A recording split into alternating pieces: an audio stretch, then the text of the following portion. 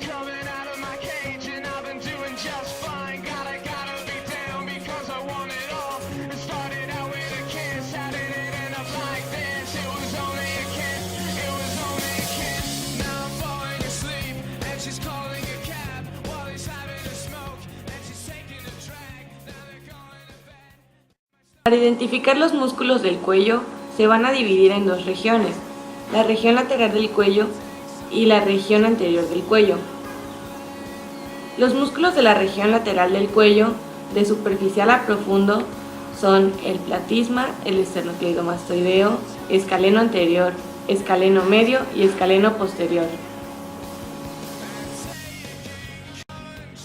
El músculo platisma, o también conocido como el músculo cutáneo del cuello, es el músculo más superficial de la región cervical lateral. Está formado por una delgada lámina muscular que está dentro del tejido subcutáneo de la región anterolateral del cuello. Se apoya sobre la fascia que cubre la porción superior del músculo pectoral mayor y del músculo deltoides. Desde allí, asciende en dirección ligeramente oblicua hasta insertarse en el borde inferior de la mandíbula, la piel y el tejido subcutáneo de la porción inferior de la cara. La inervación del platisma proviene de un ramo cervical del nervio facial.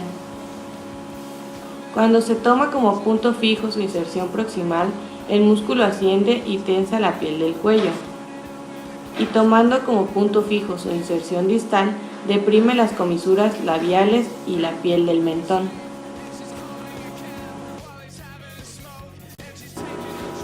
El músculo esternocleidomastoideo se origina en dos tendones de inserción inferior, un tendón redondeado que se inserta en el manubrio del esternón y un tendón grueso y carnoso que se inserta en la cara superior del tercio medio de la clavícula. Estos dos tendones están separados en su porción inferior por un pequeño espacio triangular, la fosa supraclavicular menor. Los dos tendones se unen y forman el cuerpo muscular que asciende en dirección oblicua hasta su inserción en la apófisis mastoides y la línea nucal superior. El músculo está rodeado por un desdoblamiento de la lámina superficial de la fascia cervical. La inervación del esternocleidomastoideo proviene del ramo externo del nervio accesorio. Este nervio llega al músculo en su extremo superior y por su cara profunda.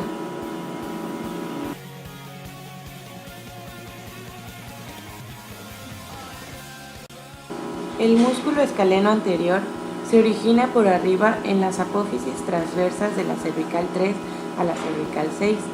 Desciende en dirección oblicua hasta insertarse en la primera costilla, donde se encuentra el tubérculo del músculo escaleno anterior.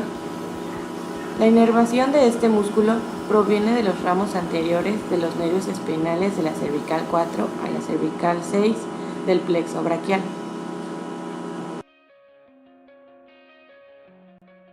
El músculo escaleno medio está cubierto por el escaleno anterior. Se inserta en los tubérculos posteriores de las apófisis transversas de la cervical 3 a la cervical 7.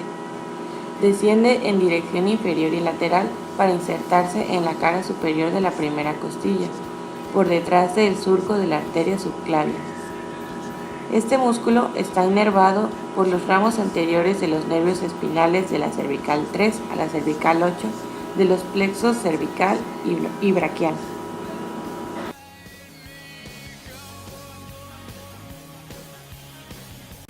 El músculo escaleno posterior está por detrás y lateral al músculo escaleno medio. Se origina en los tubérculos posteriores de las apófisis transversas de la cervical 4 a la cervical 6 y desciende en dirección inferior y lateral para insertarse en el borde superior de la segunda costilla.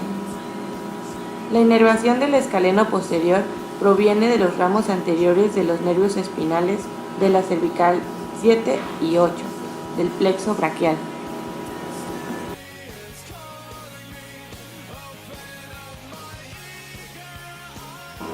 Ahora hablaremos sobre los músculos de la región anterior del cuello. Estos se dividen en suprayoideos e infrayoideos. Los suprayoideos están compuestos por el músculo digástrico, músculo estiloioideo, el músculo miloioideo y el músculo genioioideo. Y los músculos infrayoideos están compuestos por el músculo esternoioideo, el músculo homoyoideo, el músculo esternotiroideo y el músculo tiroioideo. El músculo digástrico está formado por dos vientres, uno anterior y uno posterior, que están unidos entre sí por un tendón intermedio. Este tendón se inserta en el cuerpo y en el asta mayor del hioides. Desde allí, el vientre anterior asciende en dirección oblicua hasta insertarse en la fosa digástrica de la mandíbula, y el vientre posterior asciende en dirección oblicua para insertarse en la escotadura mastoidea.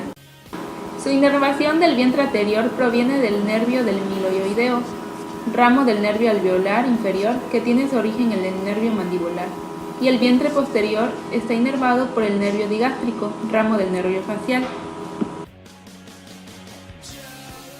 El músculo estiloioideo se inserta en la apófisis estiloides y desde ahí desciende en dirección oblicua, se desdobla alrededor del tendón intermedio del músculo digástrico y se inserta en el cuerpo del hioide, próximo a su asta menor. Está inervado por el ramo estiloioideo del nervio facial. El músculo miloioideo conforma la pared inferior del piso de la boca junto al músculo genioideo. Se origina en la línea miloioidea de la mandíbula y desde allí desciende hasta insertarse en el cuerpo del hioide y en la rafa miloioideo. Este músculo está inervado por el nervio miloioideo, ramo del nervio alveolar inferior. El músculo genioideo se inserta en la espina mentoniana inferior y desde allí desciende hasta insertarse en el cuerpo del hioide. Su inervación proviene del ramo anterior de la cervical 1 a través del nervio hipogloso. El primer músculo de los infrayoideos es el músculo esternoioideo. Este se origina en la cara posterior del manubrio del esternón, en el extremo medial de la clavícula y en el ligamento esternoclavicular posterior, y se dirige en dirección superior hasta insertarse en el cuerpo del hioide. Es inervado por los ramos anteriores de la cervical 2 y la cervical 3, a través de ramos del asa cervical. El músculo homoyoideo es un músculo digástrico. Posee un vientre inferior que se origina en el borde superior de la escápula, en dirección medial a la escotadura escapular. Desde allí se dirige hacia adelante y arriba. Se continúa con su tendón intermedio y luego con el vientre superior, que se inserta en el cuerpo del hioide. El tendón intermedio se ubica profundo al esternocleidomastoideo y cubriendo superficialmente la vena yugular interna. Este músculo está inervado por los ramos anteriores de la cervical 2 y la cervical 3 a través del ramo del asa cervical. El músculo esternotiroideo se origina en la cara posterior del manubrio del esternón y del primer cartílago costal. Asciende en dirección vertical hasta insertarse en la línea oblicua del cartílago tiroides. Está inervado por los ramos anteriores del cervical 2 y de la cervical 3 a través del ramo de la asa cervical. El músculo tiroioideo se origina en la línea oblicua del cartílago tiroides y desde allí asciende hasta el cuerpo y el asta mayor del hioides. Está inervado por los ramos anterior de la cervical 1 a través del nervio hipogloso. Una clasificación no mencionada anteriormente es la de los músculos prevertebrales, que se compone por el largo del cuello, el largo de la cabeza y el recto anterior de la cabeza. El músculo largo del cuello tiene la forma de un triángulo alargado con base medial y une las vértebras cervicales entre sí con las tres primeras vértebras torácicas. Su parte superior está cubierta lateralmente por el músculo largo de la cabeza.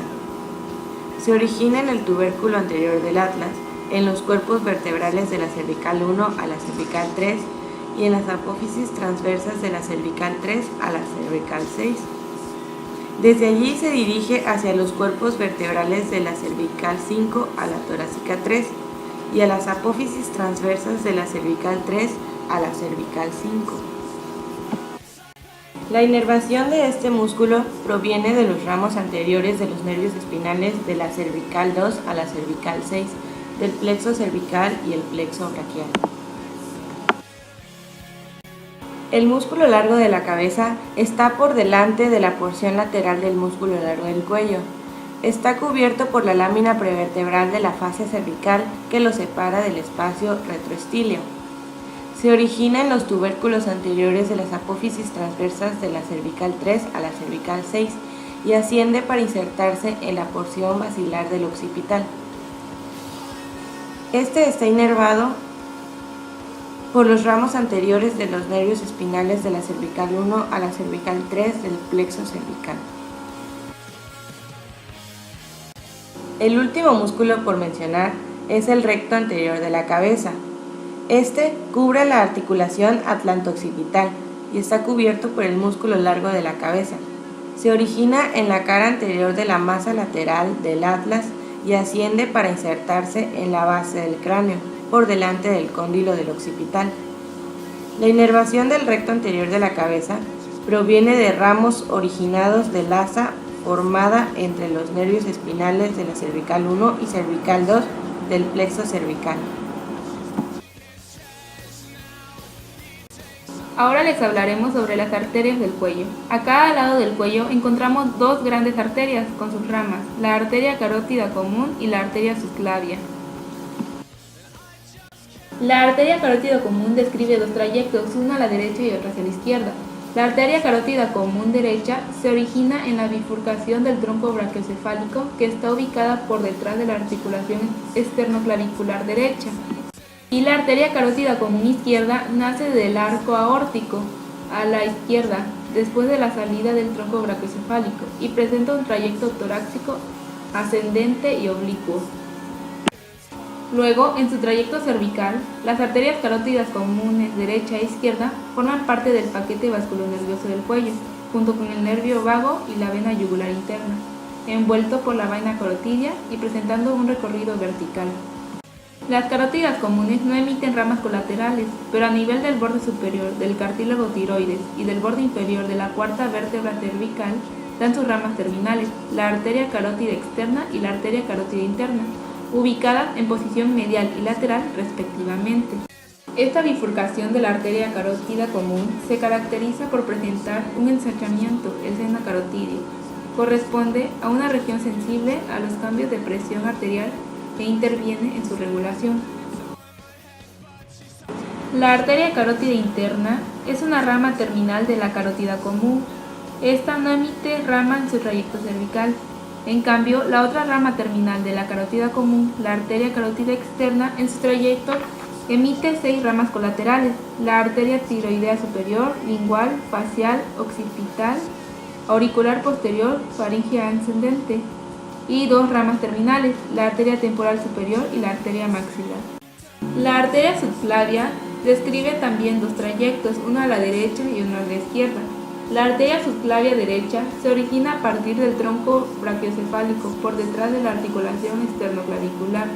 En su trayecto recorre la fosa subclavicular mayor, donde emite varias ramas colaterales, y cuando pasa por el borde lateral de la primera costilla se continúa con la arteria axilar derecha. En su trayecto por la fosa supraclavicular mayor describe una curva de concavidad inferior. Primero asciende y se lateraliza, pasando por encima de la primera costilla, entre los músculos escalenos anterior y medio. En dirección distal desciende y pasa por debajo de la porción media de la clavícula, para terminar en la arteria axilar que ingresa en la axila. La arteria subclavia izquierda nace del arco aórtico distal al origen de la carótida común izquierda. Describe un trayecto intratorácico corto. Pasa por la fosa supraclavicular mayor y cuando pasa por el borde lateral de la primera costilla se continúa con la arteria axilar izquierda. El trayecto de la arteria subclavia, por lo tanto, se divide en 3 porciones. Primera porción, o porción preescalénica, desde su nacimiento del tronco brachiocefálico a la derecha y del arco aórtico a la izquierda, hasta el borde medial del músculo escaleno anterior. En esta porción emite las siguientes ramas colaterales: la arteria vertebral, la arteria torácica interna, el tronco tirocervical el tronco costocervical. En la segunda porción o porción interescalénica, la arteria pasa lateralmente entre los músculos escalenos anterior y medio. De esta porción a veces se origina la arteria dorsal de la escápula, que con mayor frecuencia nace de la arteria transversa del cuello. Por último tenemos la tercera porción o porción posescalénica, entre el borde lateral del escaleno anterior y el borde lateral de la primera costilla, donde se continúa con la arteria axilar que aporta la irrigación del miembro superior. Ahora hablaremos sobre las venas del cuello, y las principales venas son la vena yugular interna y la vena subclavia. La vena yugular interna nace al nivel del foramen yugular como continuación del seno sigmoideo y del seno petroso inferior. Su origen presenta una dilatación denominada bulbo superior de la vena yugular. Desciende por la región posterior del espacio laterofaríngeo.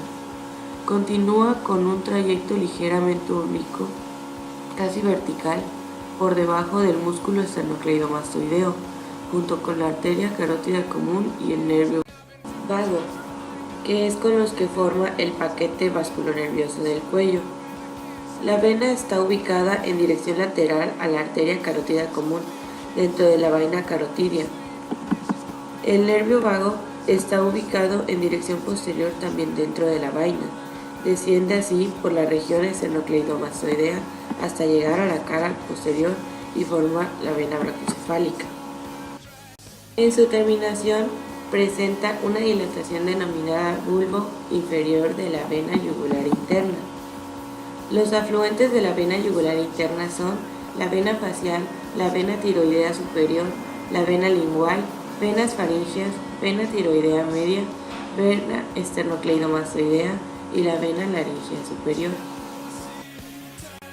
La vena subclavia es la vía principal del drenaje venoso del miembro superior. La vena axilar cruza por encima de la primera costilla y pasa a llamarse vena subclavia. Esta última se encuentra en la porción inferior de la región cervical lateral. Tiene un trayecto transversal de lateral a medial, de concavidad inferior.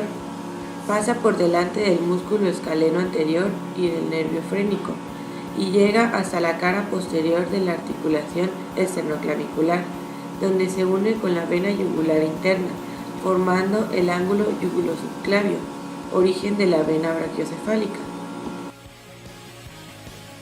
Sus afluentes son la vena cervical transversa, la vena supraescapular, las venas intercostales superiores, la vena yugular externa y la vena yugular anterior.